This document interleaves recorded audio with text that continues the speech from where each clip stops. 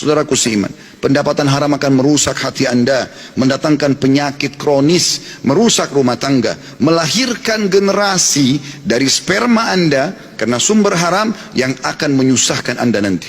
Berapa banyak orang kaya, rumahnya mewah, mobilnya mewah, kaya raya, semuanya yang bisa dipuji oleh manusia, tapi sumber haram. Ternyata lahir anak yang akhirnya jadi pembunuh bagi dia di saat anak itu sudah dewasa dan menyusahkannya. Juga teman-teman akan menyusahkan hati, menyusahkan hidup.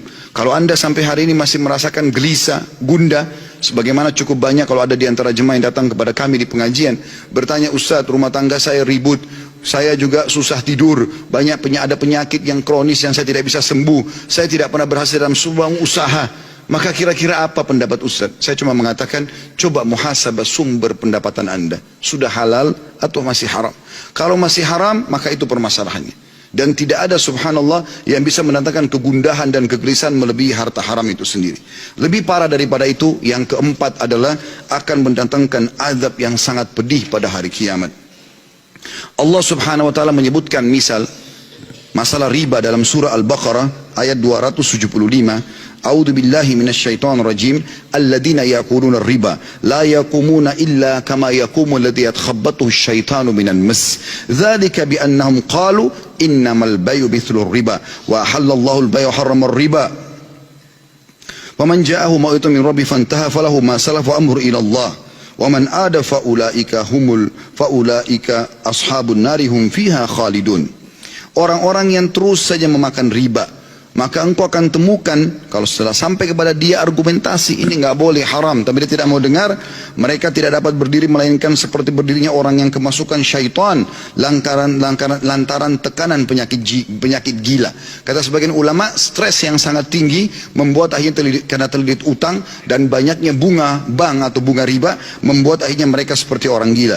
Keadaan mereka yang demikian itu karena mereka coba terus berpendapat mengatakan jual beli sama saja dengan riba, sedangkan Allah menghalalkan jual beli dan Allah mengharamkan riba. Orang-orang yang telah sampai kepadanya larangan dari Rabbnya lalu langsung berhenti dari mengambil riba, maka baginya apa yang telah diambilnya terdahulu. Artinya dia pernah cicil rumah, cicil mobil, dan dia dari uang haram atau dari transaksi riba, dia belum tahu hukum jadi halal. Tapi kalau sudah tahu hukum tidak bisa. Lalu Allah mengatakan, dan urusannya terserah kepada Allah.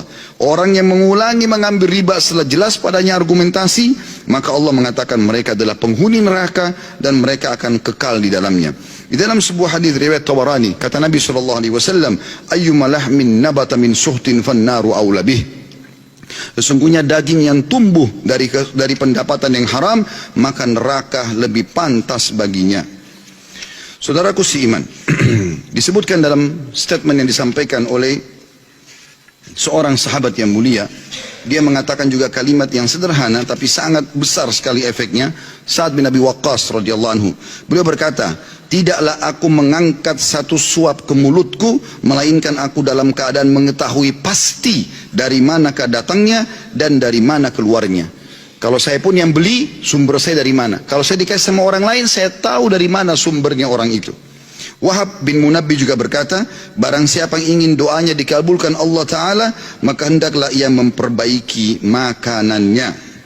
Kita teman-teman sekalian, banyak di antara muslimin yang coba mencari alasan untuk membenarkan yang haram supaya jadi halal. Dan ini sebenarnya sifat kaum Yahudi. Dan kita tidak boleh seperti mereka. Haram dalam Islam, haram tidak akan berubah sampai hari kiamat. Dan itu disuruh kita pelajari untuk dijauhi. Halal dalam Islam, kita disuruh pelajari dan nikmati. Nabi SAW mengatakan dalam hadis tentang sifat orang Yahudi dalam hadis Bukhari, qatalallahu al-yahud lamma harramallahu alaihim syuhumaha jamaluhu thumma ba'uhu fa'aqaluha. Semoga Allah membinasakan kaum Yahudi ketika Allah mengharamkan kepada mereka lemak bangkai. Bangkai haram, lemaknya pun ikut haram, tidak boleh karena dia sama bagian daripada daging itu. Lalu mereka menyiasatinya dengan cara mereka menarik, mengeluarkan lemak itu, kemudian mereka mengeringkannya, lalu mereka menjual dan memakan nilainya.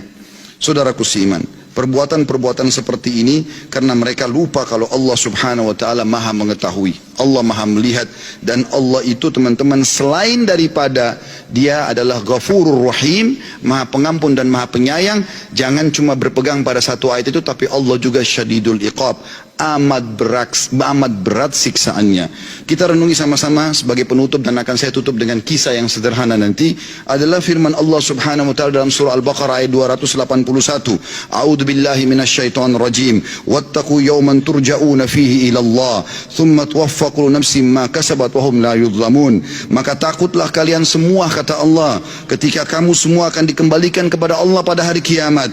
Kemudian setiap orang diberi balasan yang sempurna sesuai dengan apa yang telah dilakukannya, dan mereka tidak akan dizalimi sedikit pun.